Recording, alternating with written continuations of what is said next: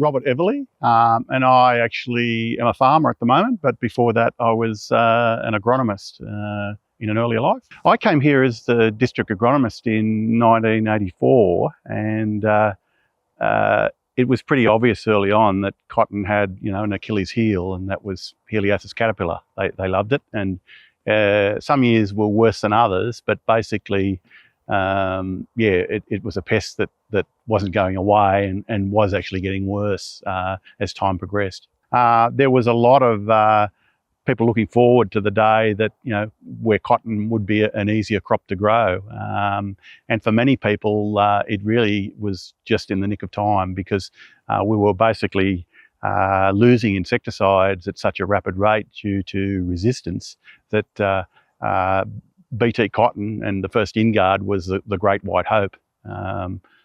We were, as I said, we were in a pretty hard place in terms of controlling insects, and it was not just Heliosis, because we were spraying so much, that was causing other insect problems. It wasn't what you would call a very friendly place for any insects. It was a tremendous effect. We were all in a place that was, we could see difficulties and no real light on the horizon. But when the first generation BT cotton came along, and the second one, it totally changed the way we farm cotton. It was a much more environmentally friendly cotton. In fact, cotton now, this last year, we didn't spray our cotton at all. And that's pretty common. In fact, people are spraying other summer crops like sorghum far more than they're spraying cotton. So yeah, it really changed the crop from being one that was a problem in the environment to one that's probably a very environmentally friendly crop to grow in this region now. So it's important that we don't rest on our laurels. We've got quite a stable system now in terms of insect control in cotton, but it's not invincible.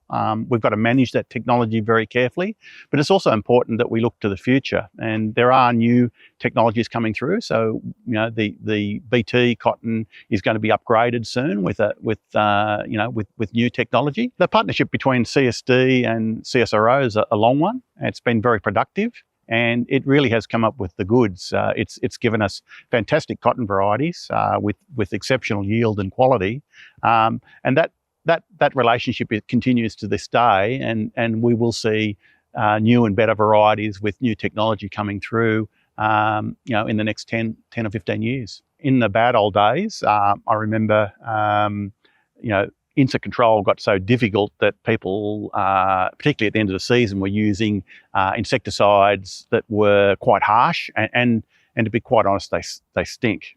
So we were getting issues around towns where people would ring up and abuse cotton growers because of the smells and things that were created around towns. They really, and look, I can't blame people. The smells of some of those organophosphates are quite odorous, and when they're applied to the field, that smell can then move back towards towns, even with the greatest care of application.